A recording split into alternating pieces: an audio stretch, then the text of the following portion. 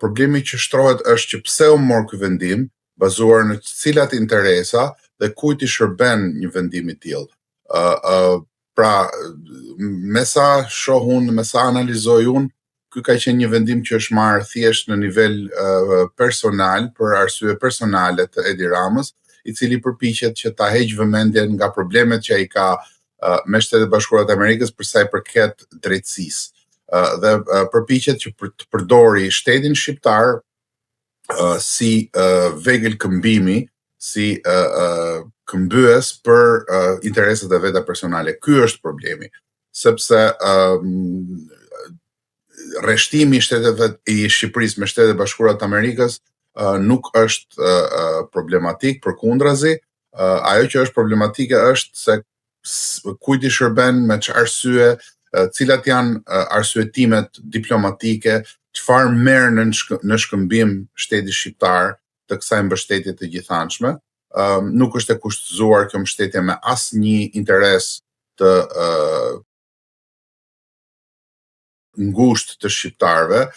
nuk ka kushtëzim as për Kosovën, as për interesat tjera të shqiptarëve, kështu që është thjesht një lëvizje e një politikani i cili kontrollon shumë çka në Shqipëri,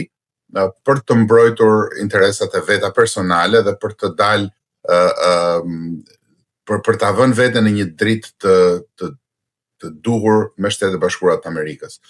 Nuk do të funksionojë, është një vendim i cili është marrë pa bërë analiza të brendshme të situatës ndërkombëtare, e cila jemi në një përshkallëzim jashtëzakonisht shumë serioz të luftës, e cila po vazhdon për disa javësh në lindjen e mesme dhe po zgjerohet. Nuk ka një analizë që si e prek kjo Shqipërinë, cilat janë interesat e Shqipërisë në këtë luftë, dhe si duhet mbrohen ato, cili duhet të jetë bashkërendimi i forcave shqiptare, jo vetëm në Shqipëri, por në Kosovë, në Iliri dhe kudo tjetër, për të përballur me këto rreziqe që na kanosen. Pra, nuk ka asnjë lloj profesionalizmi në marrjen e këtij vendimi.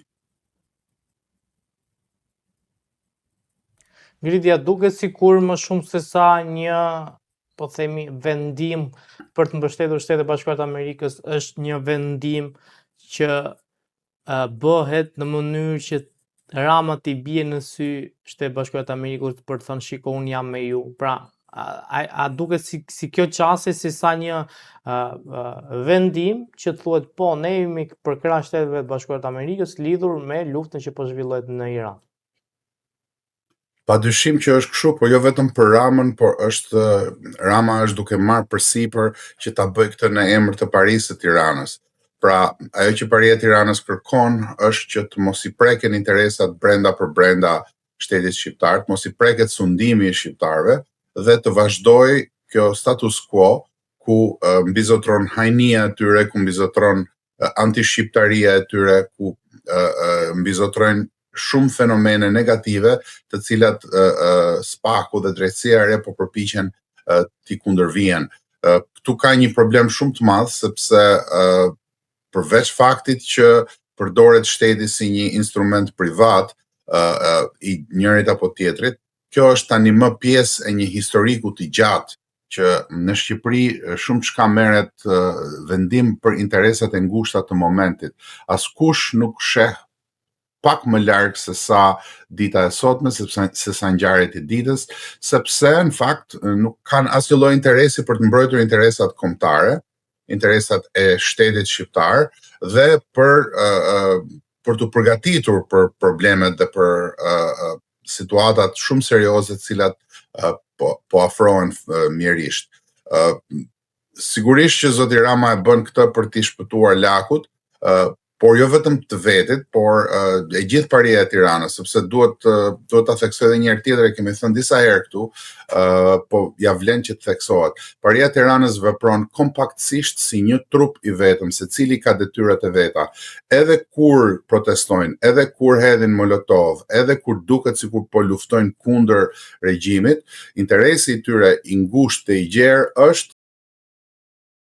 ruajtja e sistemit. Sigurisht që gjithse kush do kishte dëshirë prej tyre që t'ishte në krye, pra do donin ta zëvendësonin zotin Rama në krye, po nuk duan zëvendësojnë sistemin. Dhe veprimi i kryeministrit, duke dal i pari, a thua se Shqipëria është në një vend që ka në një peshë shumë të madhe, përveç faktit që mbështet diplomatikisht. Shqipëria nuk ka ushtri për të ndihmuar, Shqipëria është antare e NATO-s dhe nuk i jepen informacionet sekrete, sepse është si sit që rrjedh informacion nga të gjitha anët. Shqipëria është një vend që po çpopullohet nga shqiptarët, është një vend që ka shumë probleme, pra gjitha këto probleme janë të njohura për të gjithë komunitetin ndërkombëtar dhe për të gjithë aleatët tanë, por Shqipëria sillet se një republik bananesh, as republik bananesh jo, dhe merr pozicione të ndryshme her pas here, pa justifikuar sepse i marrin, pa justifikuar çfarë don popullata, pa i hyrë asnjë lloj procesi serioz të politik bërjes dhe të shprehjes së vullnetit popullit shqiptar. A duket sikur SBA dhe Izraeli ndoshta nuk e kishin kalkuluar shumë mirë forcën që kishte Irani lidhur me sulmet raketore, por qoftë edhe me një strategji të mundshme që tani Irani po e përdor që po godet edhe vendet fqinje. Lejot që të bëj një korrigjim të vogël, unë mendoj që mbas kalimit të disa javëve kemi diçka qartësi më shumë se sa kishim në fillim. Pra, që kjo është një përplasje e fortë, një përplasje serioze, tani më kjo nuk ka më dyshim. Unë do ta shihja përtej lindjes mesme, pra është një zonë nevralgjike, ka qenë gjithmonë lindja e mesme për shkak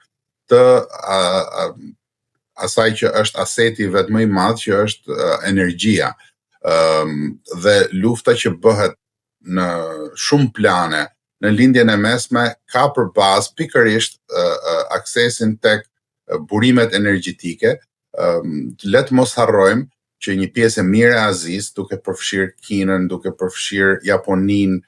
Korenë e Jugut, por edhe Evropa, e marrin gazin e lëngshëm dhe naftën që janë shumë të nevojshme për industrinë e tyre dhe për mbijetesën e tyre ekonomike, pikërisht nga kjo zonë. Dhe ajo që ka ndodhur është që përpjekja fillestare ishte për t'i prerë kokën sistemit dhe për të ndryshuar regjimin, mirë po përfundoi që sistemi ishte i pavarur, të paktën deri më tani, sistemi i Iranit ishte i pavarur nga njerëzit e veçantë, nga individet e veçantë, dhe përkundrazi ka pësuar një lloj forcimi të brendshëm për shkak të rrezikut jashtëm. Nga pikpamja ushtarake, e përsia e Shteteve Bashkuara të Amerikës dhe deri diku dhe e Izraelit, që nëse ka mbështetjen e Shteteve Bashkuara të Amerikës ka e përsi të dukshme të paktën ajrore, u duk se ishte e madhe, mirë po jo më larg se sa dje, një nga avionët më të fundit të nivelit 5, F-35, u rrëzua, pavarësisht se nuk u shkatrua, i rezistoi raketës antiajrore, por u rrëzua nga raketat antiajrore iraniane. Pra, lufta është vetëm në fillimet e saj dhe Irani është duke përdorur të gjithë levat e mundshme për të rrezikuar ekonominë botërore tani më, jo thjesht vendet e gjirit, por ekonominë botërore duke e futur atë në një spirale jashtëzakonisht shumë të rrezikshme. Ajo që duket është që kanë mbetur shumë opsione, mirë po cili do opsion ka me vete problemet e veta. Dhe unë mendoj që zgjidhja do të jetë ose një përshkallëzim i mëtejshëm i situatës, ose do të ketë një lëvizje tektonike dhe një ndryshim të forcave hegemonike në lindjen e mesme. Për këtë po luftohet. Pra kjo është lufta. Po sigurisht që secili plan që është bërë fillimisht bie në ditën e parë të luftimeve, generalet zakonisht e kanë këtë ide në kokë që plani më i mirë ndryshon mbas ditës parë të luftimeve, sepse ekziston kundërshtari, ekziston lëvizje të pa njohura të kundërshtarëve e të tjera e të tjera. Pra, sigurisht që në ndërhyrje të tilla ka plane A, B, C, D edhe E, ka shumë mënyra të ndryshme për t'ju kundërpërgjigjur, por ajo që po ndodh është që praktikisht Irani është duke rrezikuar situatën në rajon, është duke bërë një luftë strategjike me afatin e gjatë, në mënyrë që të detyrojë me anë të levave ekonomike largimin e Amerikës si hegemon nga lindja e mesme, dhe pikërisht për këtë arsye është duke u zhvilluar përpjekja dhe përplasja.